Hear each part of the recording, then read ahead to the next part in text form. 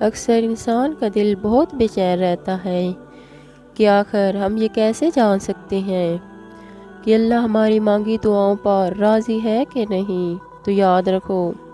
کہ جب اللہ کسی انسان سے راضی ہوتا ہے تو اسے یہ 4 خاص اشارے ضرور ظاہر کرتا ہے۔ تمہارے رب کا قرآن خود اس بات کی دلیل دے رہا ہے کہ وہ کن سے راضی ہوتا ہے، کن لوگوں کی دعاؤں کو قبول فرماتا ہے اور کن لوگوں کے لیے معجزات کے در کھول دیتا ہے۔ تو یاد رکھو کہ اللہ ایسے انسان کی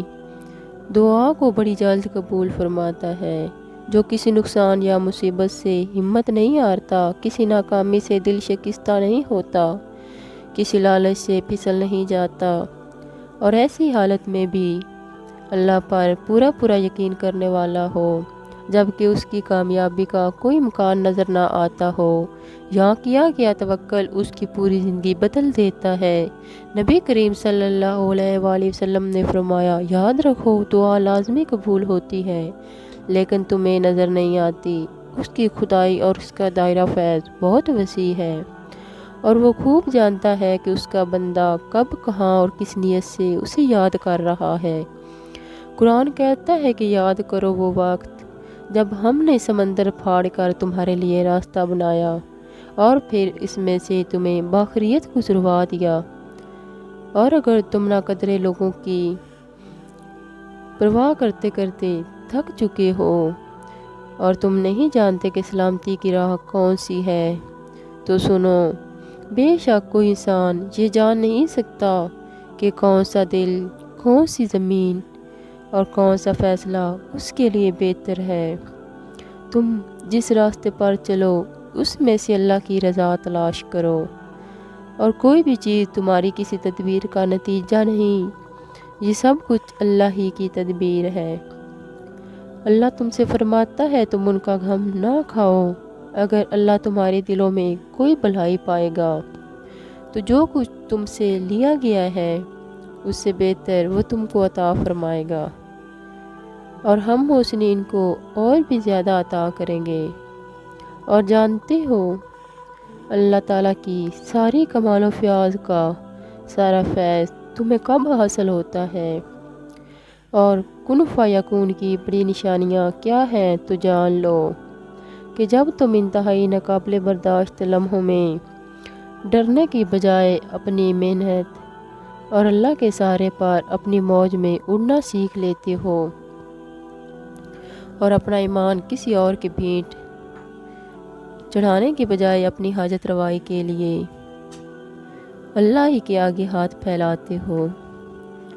تو جان لو کہ وہ مہربان ہواؤں کو تمہارے موافق بنا کر تمہاری عروج اور ارتقاء کے لیے وہ حیران کن اسباب فراہم کرتا ہے جو تمہاری دعاؤں کی قبولیت کا سبب بنتے ہیں۔ اگر اللہ کسی پر اپنا فضل کرنا چاہتا ہے نا تو کسی کی اتنی طاقت نہیں کہ اس انسان پر اللہ کے فضل کو روک سکے۔ یاد رکھو خوشحالی ہو یا بدحالی، دونوں ہی صورتوں میں جو لوگ اللہ کو یاد رکھتے ہیں تو اللہ بھی انہیں یاد رکھتا ہے۔ یہ ایک اشارہ ہے کہ وہ رحمان جس کی خدائی بہت وسیع ہے، وہ ذرے ذرے کو متحد کر کے مدد کے وہ اسباب بناتا ہے جو تمہارے دل کی ہر لاحاصل خواہش کو حاصل میں بدل دیتا ہے۔ اور جانتے ہو وہ ایسی کون سی چیزیں ہیں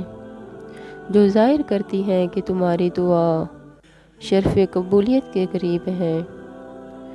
جس میں سب سے پہلی چیز تو یہ ہے کہ جب تمہارا دل بات بات پر گھبرانے لگے اور مایوسی تم پر چھانے لگے اور ایسے میں تم خود کے مطمئن کرنے کے لیے ڈھونڈ ڈھونڈ کر نیکی کرنا شروع کر دیتے ہو، کسی کے درد کا مداوا یا کسی کے دل کا مرہم بننے لگو،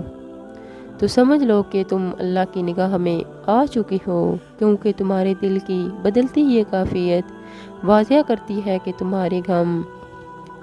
اب خوشیوں میں بدلنے والے ہیں اور بھلائی تو انہی کے لیے ہے جنہوں نے اس دنیا میں بھلائی کی، اور اللہ کی زمین بہت وسیع ہے۔ جو لوگ صبر سے کام لیتے ہیں ان کو بے حد و حساب دیا جائے گا۔ اور جانتے ہو وہ دوسری کیا خاص نشانی ہے جو تمہاری آزمائش کو دور کر کے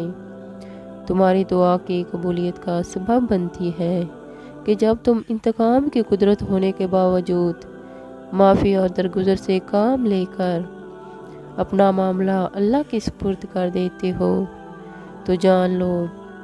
کہ تمام خطرات کے طوفان ہوں یا پریشانیوں کا ہجوم، تمہارا یہ اللہ پر یقین اور توکل ایسے عجیب اسباب پیدا فرمائے گا کہ تمہاری زہری آنکھیں دیکھتی رہ جائیں گی۔ اللہ تعالیٰ نے اپنی کتاب قرآن مجید میں